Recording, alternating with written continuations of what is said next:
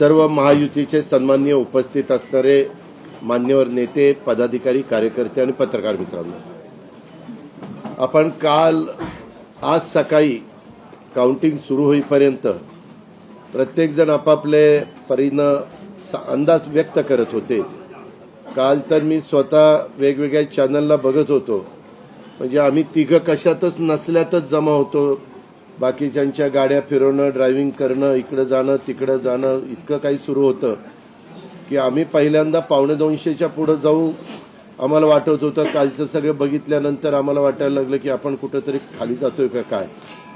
परंतु महाराष्ट्रातल्या जनतेने विकासाकडे बघून महायुतीला प्रचंड अशा प्रकारचं जे यश प्राप्त करून दिलंय, त्याबद्दल महाराष्ट्रातल्या तमाम जनतेचं महायुतीच्या वतीनं, व्यक्तिशः माझ्या वतीनं मी त्यांना मनापासून धन्यवाद देतो, मनापासून आभार मानतो. सगळेच कार्यकर्ते राबले, उमेदवार राबले, सगळे सहकारी घटक पक्षाचे, मित्र पक्षांचे सगळे आमचे सहकारी त्याच्यामध्ये स्वतःला झोकून दिलं आणि सगळ्यांनी ही निवडणूक आपली स्वतःची निवडणूक आहे असं समजून त्या ठिकाणी कामाला लागले. आमच्या ज्या योजना होत्या, योजनांच्याबद्दल बरेच थोडीशी चेष्टा मस्करी करण्यात आली, आम्हाला त्याच्यामध्ये दोष देण्यात आला, आमची थोडंसं टीका टिप्पणी करण्यात आली की राज्य कंगाल केलं, अमुक झालं तमुक झालं. परंतु नंतर त्यांचे जाहीरनामे बाहेर आल्यानंतर आम्हाला ते दिसलं की हे काय चाललेलं आहे, कसं चाललेलं आहे, कुठलाही हिशोब न ठेवता अशा प्रकारचे जाहीरनामे बाहेर आले आणि आपण सगळ्यांनी त्या ठिकाणी पाहिलं. आम्ही मुळात काय केलं, लोकसभेच्या निवडणुकीच्या निमित्तानं आम्हाला मोठं अपयश आलं. म्हणजे महाराष्ट्रामध्ये आम्हाला तिघांनाही वाटलं नव्हतं की बाबा अशा प्रकारचं आपल्याला अपयश मिळेल, परंतु ते मिळालं. आम्ही ते मान्य केलं, त्याच्यातून आम्ही पुन्हा सावरण्याचा प्रयत्न केला. अर्थसंकल्प सादर करत असताना आम्ही सरकारमध्ये तिघांनी मिळून काही योजना जाहीर केल्या. त्या योजना इतक्या पॉप्युलर झाल्या, त्याच्यामध्ये लाडकी बहिणा म्हणजे गेम चेंजरच ती योजना झाली. अंडर करंट असा का बहिणींनी दाखवला की मी सगळे उताने पडले, सगळे आडवे झाले. एक माझं स्वतःचं स्पष्ट मत आहे, प्रत्येकाची वेगवेगळी मतं असू शकतात आणि उलट आमच्यावर आता जबाबदारी वाढलेली, कारण एवढ्या प्रचंड बहुमताने, म्हणजे मी तर जसा राजकारणात आलोय तसं 222 आणि 225 महायुतीला किंवा कुठल्याही आघाडीला महाराष्ट्रामध्ये तरी कधी असं यश मिळालेलं माझ्या तरी पाहण्यात नाही, माझ्या तरी ऐकवत नाही. कदाचित पूर्वीचा काळ वेगळा काँग्रेसचा असेल, त्यावेळेस कधी झालं असलं तर माहिती नाही, परंतु बाकीचे विरोधक नगण्य होते त्यावेळेसची गोष्ट. परंतु अलीकडच्या काळामध्ये जसं आम्हाला समजतंय तसं तर एवढं प्रचंड यश हे पहिल्यांदाच मिळालेलं यशाने आम्ही हुरळून पण जाणार नाही आणि आम्ही अतिशय जमिनीवर पाय ठेवून आता, म्हणजे जसे जसे ते आकडे आम्हाला दिसत होते तसे तसे तसे फायनान्सच्या गोष्टी माझ्या डोळ्यासमोर येत होत्या.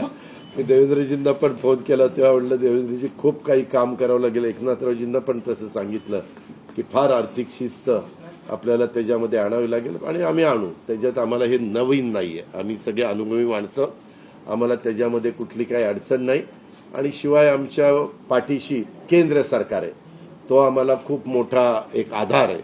एक आमच्या पाठीशी एक मोठा भक्कम अशा प्रकारचा भरोसा आहे आणि त्याच्यामुळं ह्या सगळ्या ज्या काही गोष्टी झालेल्या आहेत, आता विरोधक टीका करतात की बाबा बॅलेट पेपरनी घ्यायला पाहिजे होतं, मग बॅलेट पेपरने लोकसभेला पण घ्यायला पाहिजे होतं. लोकसभेचा निकाल लागला की तो बरोबर आणि इथला निकाल लागला की बॅलेट पेपर यायला पाहिजे, मग मशीन काय ईव्हीएम बरोबर नाही, असं नाही चालत. आता झारखंड पण आमच्या हातनं गेलंच ना, आम्ही कुठं काय म्हणतो. ठीक आहे, त्या जनतेने कौल दिलेला आहे तशा पद्धतीनं महाराष्ट्रातल्या, विशेषतः महाराष्ट्रामध्ये बऱ्याचदा आपले जे 6 रिजन आहेत ना, मराठवाडा, विदर्भ, पश्चिम महाराष्ट्र, कोकण, मुंबई, अशा सगळ्या वेगवेगळ्या रिजनमध्ये, नाशिक, सगळीकडेच तुम्ही बघितलं तर सगळीकडे महायुती जोरात चालली. असं कुठं नाही की मागच्या वेळेस कसं झालं, आम्हाला झटका दिला तो मराठवाड्याने दिला, आमची एकच जागा त्यावेळेस भुमरे साहेबांची आली संभाजीनगर सिटीतली, बाकीकडे सगळीकडे आम्हाला दारुण पराभवाला सामोरं जावं लागलं. आणि तसं ह्यावेळेस झालं नाही. तुम्ही जर अंदाज घेतला तर सगळीकडेच चांगल्या प्रकारे महायुतीला यश मिळालं. काही जागा गेल्या त्या फार थोड्या मतांनी त्या बाबतीमध्ये गेलेले आहेत असंही चित्र. आणि मीडियावाल्यांनो, मला एक तुम्हाला इलेक्ट्रॉनिक पण आहे, प्रिंट पण मीडिया आहे, मला एक कळत नाही, तुम्ही खऱ्या बातम्या देत चाला ना. जे खऱ्या देत नाही त्यांना मला म्हणायचं तुम्ही बाकी सगळे खऱ्या बातम्या देतात, त्याच्याबद्दल दुमत नाही. पण मी टीव्ही चालू केलं आणि अजित पवार पोस्टल बॅलेटमध्येच मागं. मी विचारतोय तिथं फोन करून, ते म्हणले नाही दादा आपण पुढे आहे. आता माझं लीड 1,02,000 मताधिक्य मी मिळवलंय आणि खुशाल तुम्ही दाखवताय अजित पवार मागं, अजित पवार मागं. मग काही जण म्हणलं का रे असे दाखवतायत, टीआरपी त्याच्याशिवाय वाढत नाही. अरे तुमच्या टीआरपीला आम्हाला का मातीत घालताय, आमची का बदनामी करताय.